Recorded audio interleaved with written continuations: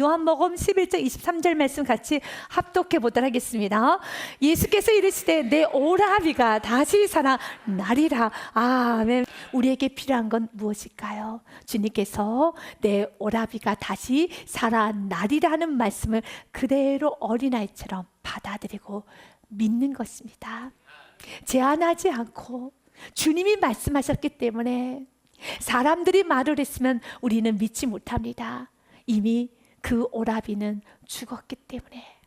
성경은 그 오라비의 이름이 나사로라고 되어 있어요. 요한복음 11장 17절 말씀에 보니 예수님께서 와서 보시니 나사로가 무덤에 있은지 이미 나으리라. 무덤 안에 나흘째 있습니다. 어떻게 살아날 수 있습니까?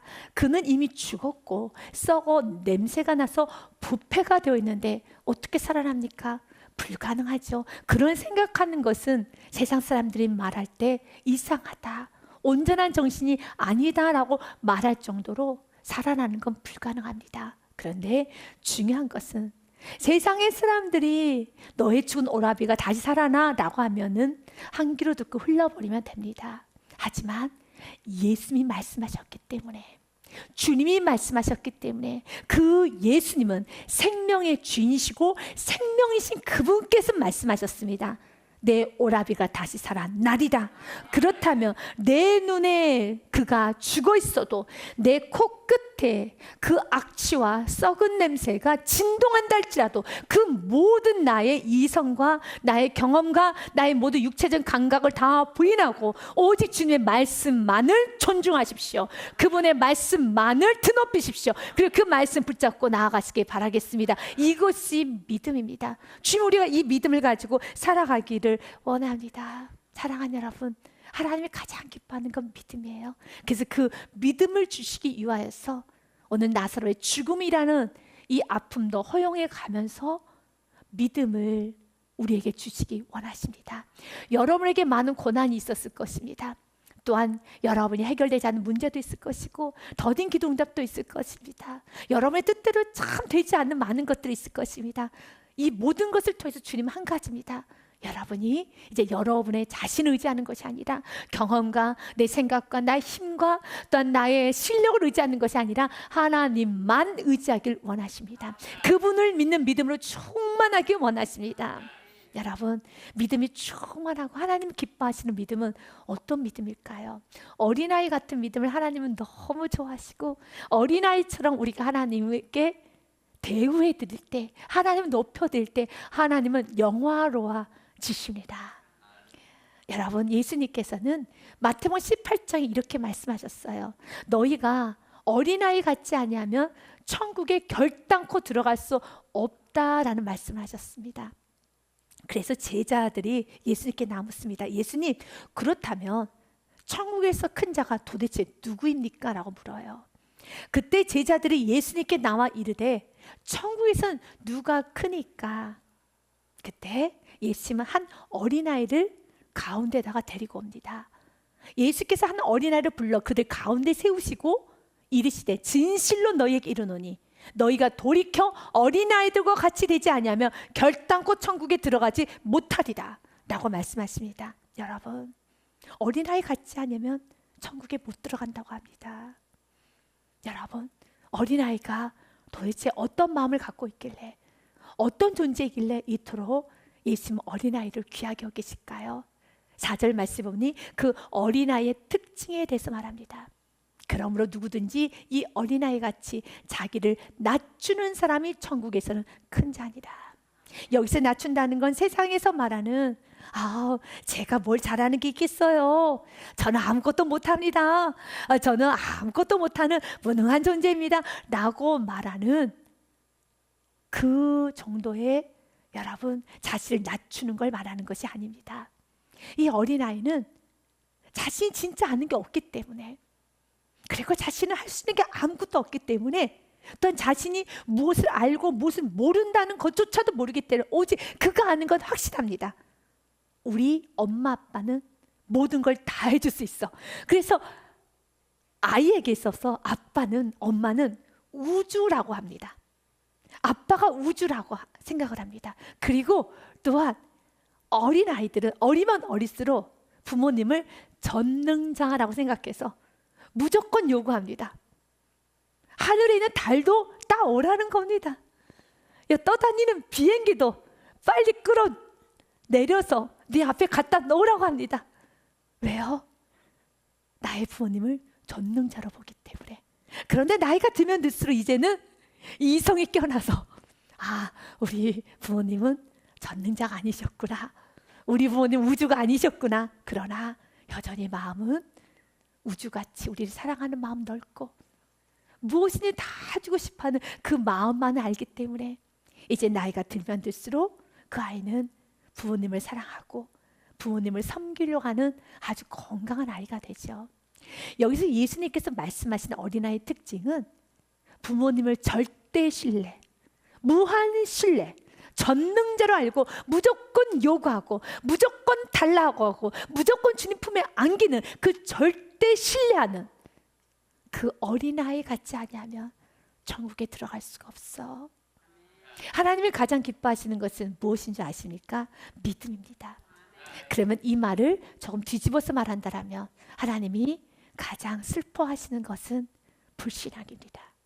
히브리서 11장 말씀은 여러분이 기억해야 되는 말씀이죠. 같이 읽습니다. 시작.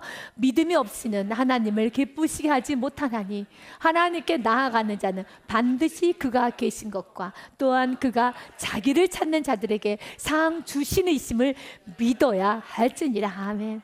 하나님이 가장 기쁘게 하는 것은 믿음입니다. 믿음이 없이 하나님을 기쁘시게 못합니다. 여러분, 첫 번째로 믿어야 되는 것은 하나님께 나아가는 자는, 이렇게 하나님께 예배로 나아가고 기도로 나아가고 하나님께 아뢰었다라면 그 아뢰 문제 가운데 하나님이 계심을, 하나님께서 인도하고 있음을, 하나님께서 역사하고 있음을 믿는 것, 이것을 하나님 기뻐하십니다. 지금 나사로의 가정처럼 나사로가 병들었습니다. 점점 더 상황은 심각해집니다. 이제 나사로가 죽어버렸습니다. 점점 더 상황이 심각해집니다. 나사로가 무덤 안에 있습니다.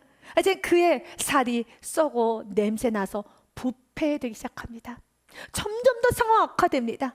믿음은 무엇입니까? 이렇게 점점 더 상황 악화되고 점점 더 기울어져 가도 그것과 전혀 상관하지 마시고 주님 나에게 하시는 말씀 있으면 끝까지 그 말씀 붙잡고 끝까지 나아가는 거.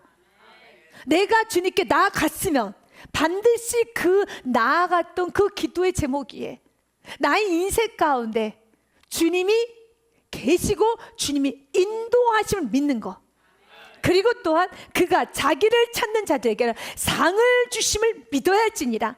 반드시 상이 있다라는 것을.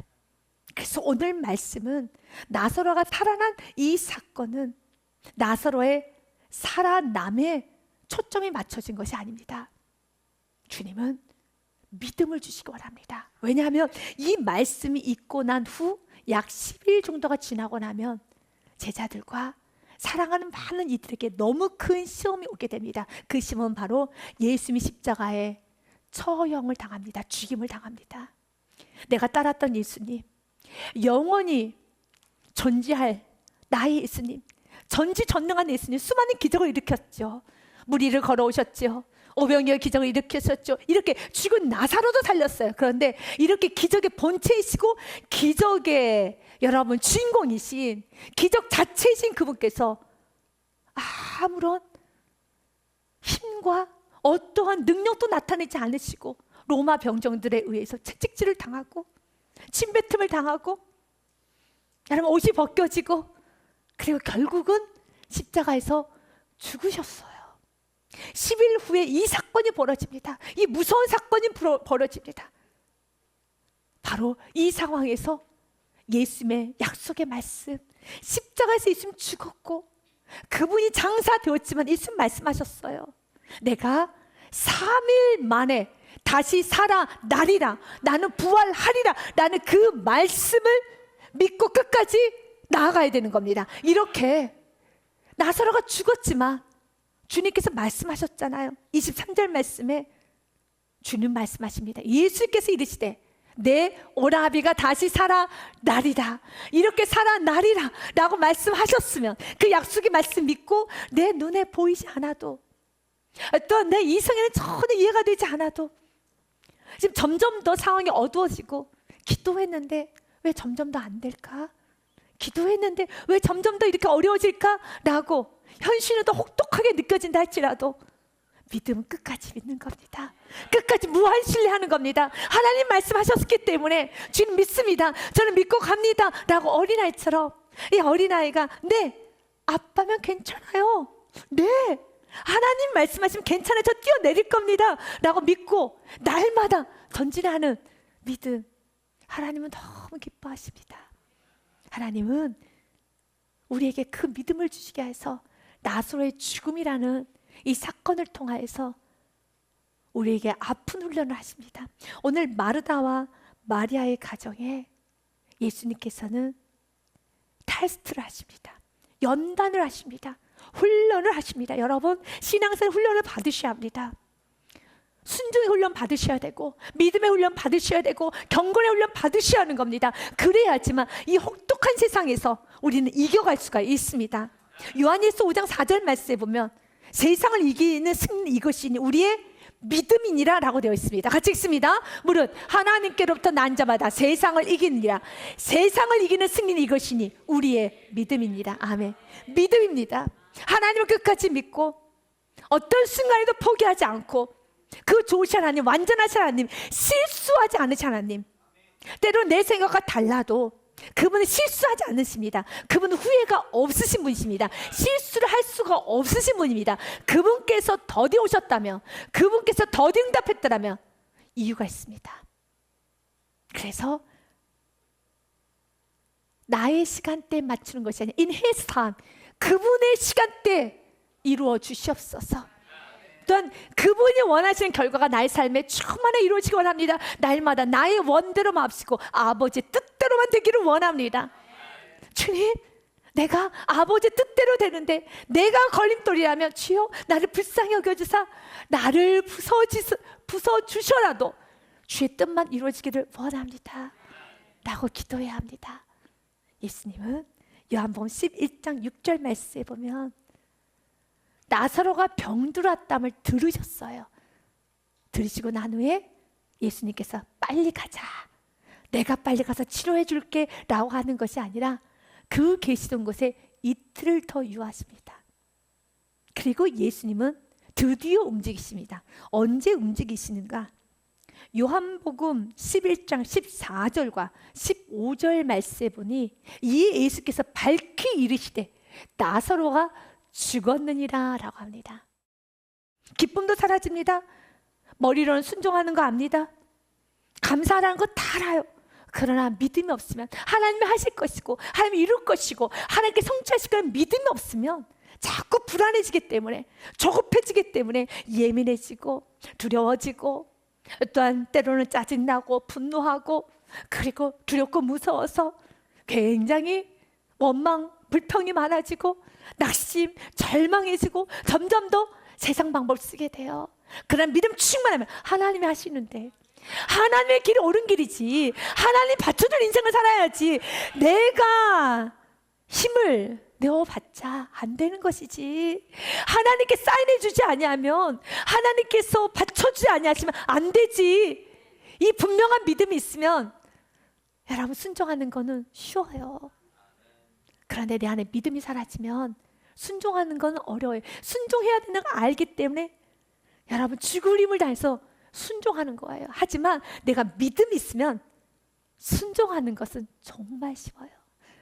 그래서 주님은 이 험한 세상 가운데 잘 이기고 승리하기 위해서 믿음을 가지라는 겁니다. 하나님에 대한 믿음이 있어야지. 이 말씀에 대한 믿음이 있고 하나님이 살아 역사하시고 하나님이 보시고 하나님이 도와주시고 하나님 만져주시고 하나님께서 이끄신다는 강력한 믿음이 있어야지. 곁길로 누가 밀어도 싫어, 나 안 가, 나는 주님의 길 가 라고 말할 수 있는 거예요. 사단이 아무리 유혹해도 싫어, 주님의 길 가야지. 나는 생명의 삶 살 거야, 행복하게 살 거야, 난 기쁘게 살 거야 라고 말하는 거 아니겠습니까? 그래서 우리 주님은 나사로가 죽었느니라. 그때 15절 말씀에 보니 예수님께서는 기뻐하신다는 말씀까지 하십니다. 참 받아들이기 어려운 말씀이죠. 내가 거기 있지 아니한 것을, 내가 나사로가 병들었을 때 그곳에 내가 있었으면 치료해 줬겠지. 내가 치료해 주지 않은 것이 기쁜 일이라는 겁니다. 기도 응답되지 않는 것이 기쁜 일이라는 겁니다. 내가 그토록 간절히 요구했던 하나님, 예수님 살려주세요. 우리 오라버니가 지금 죽어가고 있어요. 이 병 치료해 주세요. 간절히 손꼽아 기다렸던 바로 그 기도 응답을 해주지 않는 것이 기쁜 일이다 라는 말씀이에요. 왜 그렇습니까? 내가 거기 있지 아니한 것을 너희를 위하여 기뻐하노니 이는 너희로 무엇하게 하려 함이라? 믿게 하려 함이라. 아멘. 믿음입니다. 주님은 믿음을 위해서 많은 걸 허용하십니다. 믿음은 귀하기 때문에. 그래서 믿음만 있으면 세상을 이기는 것입니다. 하나님께서 기뻐하시는 믿음은 첫 번째, 제한하지 않고 믿는 믿음을 참 기뻐하십니다. 이제 예수님께서는 마르다 마리아 집에 도착했습니다. 이제 마르다가 예수를 보자 첫 마디가 이렇게 말을 전합니다. 요한복음 11장 21절 말씀에 보니 마르다가 예수께 여짜오되 주께서 여기 계셨더라면 내 오라버니가 죽지 아니하였겠나이다. 여기 계셨더라면. 그러나 이제는 끝났습니다 라는 말이죠. 바로 제한하는 믿음, 십자가에 못 박아야 됩니다. 주님은 죽은 자도 다시 살릴 수 있습니다. 내 눈에 소망이 없어 보이지만 여전히 주님은 소망으로 충만하십니다. 주님을 하실 수 있습니다. 살리지 못할 영혼 없습니다. 회복시키지 못할 영혼 없습니다. 여러분, 끝난 건 끝난 것이 아닙니다. 주님께서 뭐라고 말씀하셨습니까? 23절 말씀에 내 오라비가 다시 살아나리라 라고 하셨다면 그 말씀을 붙잡고 제한하지 마시고 여러분 끝까지 믿으십시오. 주님께서 원하시는 믿음은 순종하는 믿음을 참 좋아하십니다. 예수님께서는 마르다에게 이렇게 말합니다. 무덤의 문 돌문을 옮겨 놓으라라는 말씀을 해요. 요한복음 11장 말씀 39절의 말씀에 보니 예수님께서 이르시되 돌을 옮겨 놓으라 하시니 그 죽은 자의 누이 마르다가 이르되 주여 죽은 지가 나흘이 되었음에 벌써 냄새가 나나이다. 이 말이 무엇입니까? 하지 않겠다는 것이죠. 불순종이죠. 불순종하는 데는 이유가 있어요. 다 이유가 있습니다. 합리적인 이유, 이성적인 이유, 그리고 또한 예수님을 설득하려고 하고 예수님을 가르치려고 합니다. 예수님, 죽은 지가 나흘이 되었습니다. 벌써 냄새가 납니다. 그럼 우리 너무 잘 압니다. 예수님 그 모든 상을 다 보고 계세요. 지금 나사로가 어디 안에 있는지, 나사로가 얼마나 부패되는지 다 아십니다. 그러나 예수님 말씀하셨죠. 내 오라비가 다시 살아나리라. 그렇다면 이 말씀 붙잡고 내가 주님 앞에 불순종할 수밖에 없는 이유를, 근거를 대는 것이 아니라 주님, 나는 지금 순종하는 게 무척 어렵지만 안 될 것 같아서, 시간 낭비인 것 같아서, 또한 하고 싶지가 않아요. 이제는 지쳤어요. 돌문을 옮긴다는 건 매우 힘든 일입니다. 수고스러운 일입니다. 이젠 더 이상 수고하고 싶지도 않고 힘들어요, 지쳐요 라고 여러분들이 많은 이야기를 하고 싶을 때 주님 오늘 말합니다. 하나님이 기뻐하시는 믿음은 순종하는 믿음입니다. 내가 그 돌문을 옮겨 놓으면요, 그 안에 나사로가 살아서 걸어서 저벅저벅 나오게 되어 있습니다. 그 살아나는 역사를 여러분이 경험하게 될 것입니다. 지금 이미 하나님께서는 여러분이 기도하셨을 때 그 기도의 응답은 이미 되었는 것도 참 많이 있을 것입니다. 그런데 여러분 보이지가 않습니까? 그렇다면 지금 여러분이 돌문을 옮겼는가는 보셔야 합니다. 돌문을 옮겨야지만 그 나사로가 나옵니다. 주님이 많이 살려놔도 여전히 돌문을 내가 옮겨놓지 않아서 무덤 안에 있으면 나사로는 또 죽어요. 먹을 것이 없기 때문에 여러분 그 어둠에 갇혀있기 때문에 또 죽지요. 내가 기도를 하나님께 살려놨습니다. 그러면 하나님은 저와 여러분에게 순종할 거리, 순종해야 되는 것을 날마다 가르쳐 주세요. 그것을 순종해 가면은 삶 가운데 증거가 보여지는 거예요. 순종은 내가 하는 겁니다. 기적은 하나님이 일으키십니다. 주님은 나의 최고봉이라는 참 좋은 책을 썼던 오사드 참버스, 그가 이 부분에 있어서 이런 말을 합니다. 순종은 내 몫이지 하나님의 몫이 아니다라는 말을 합니다. 하나님은 우리의 성품까지 만들진 않으신다. 하나님은 우리가 할 수 없는 그 일, 나사로를 살리는 일, 영혼을 회복시키는 일, 가정을 변화시키는 일, 또한 여러 가지 나의 무능과 나의 이 덕지덕지 붙어있는 이 못된 습관과 내 안에 있는 모든 이 어둠과 이 정욕을 끊어낼 수 있는 일은 여러분도 노력해봤지만 어떻습니까? 안 되잖아요. 안 되잖아요. 하나님은 우리가 할 수 없는 그 일을 우리가 순종한 그 일 위에 하십니다. 우리가 돌문을 열면 그 일 위에 주님은 역사하십니다. 내가 순종하면 기적은 하나님이 일으키십니다. 순종과 훈련은 우리 몫이지 하나님의 몫은 아니다. 우리는 우리의 몸과 두뇌를 복종시켜 하나님 은혜의 강력한 아군이 되도록 해야 한다. 맞아요. 우리의 몸과 뇌를 복종시켜서 하나님 은혜를 받을 수 있는 아군이 돼야 돼요. 그러나 내가 불순종을 하면 하나님 은혜를 밀어내는 적군이 되는 겁니다. 하나님은 아무리 쏟아부어주고 싶고 하나님께 도와주고 싶어도 돌문은 내가 옮겨야 돼요. 돌문을 옮겨야지만 나사로가 보입니다. 나사로를 볼 수 있습니다. 살아난 나사로를 볼 수 있습니다. 사랑하는 여러분, 주님은 오늘 우리에게 말합니다. 돌문을 옮겨 놓으라. 옮겨 놓으면 이제 벌써 냄새나이다 라고 말하는 그 마르다에게 돌문을 옮겨 놓으면, 순종을 하면, 믿으면 영광을 보리라. 40절 말씀 같이 읽습니다. 시작. 예수께서 이르시되 내 말이 내가 믿으면 하나님의 영광을 보리라 하지 아니하였느냐 하시니. 이건 반문입니다. 오늘 동일하게 우리 모두에게 질문합니다. 내가 믿으면, 내가 믿고 순종해서 돌문을 옮겨 놓으면 영광을 보리라 하지 아니하느냐. 이 말씀 붙잡고 내가 믿고 순종하며 나아가면 영광을 봅니다. 주님은 우리가 순종하는 믿음으로 하나님을 기쁘게 하기 원하십니다. 또한 하나님께서 기뻐하시는 믿음은 감사하는 믿음을 하나님은 참 기뻐하십니다. 예수님께서는 나사로를 살리시기 전에 하늘을 우러러 감사 기도를 하셨어요. 41절 말씀에 보니 돌을 옮겨 놓으니 예수님께서 눈을 들어 우러러 보시고 이르시되 아버지여 내 말을 들으신 것을 감사합니다. 감사는 예수님처럼 하는 겁니다.